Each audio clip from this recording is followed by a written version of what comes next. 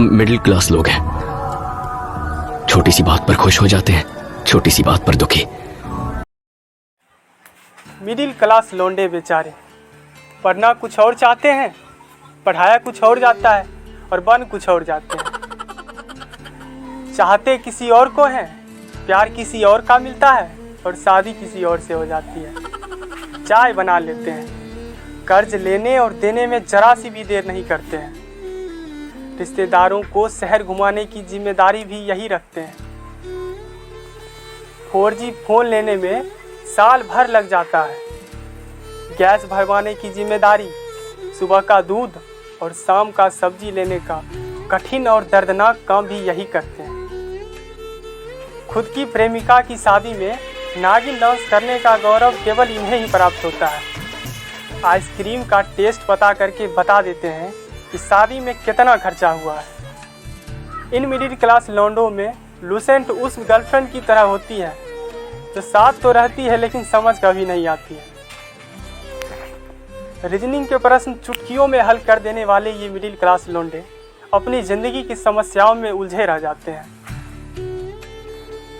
घर और अपनी जान से किसी लायक बनने का वादा करके निकले ये मिडिल क्लास लौंडे जब तक ये किसी लायक बन के वापस लौटते हैं तब तक इनकी जान 2-4 जानों की जननी बन चुकी होती है।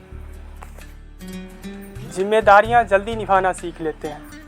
रिश्तेदारों के तमाम अरंगों के बावजूद भी कैसे माँ बाप का विश्वास बनाए रखना है ये बखूबी जानते हैं।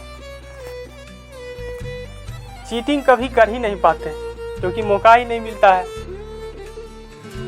इस करने की औकात नहीं है क्योंकि रिजेक्शन झेलने की हिम्मत नहीं है।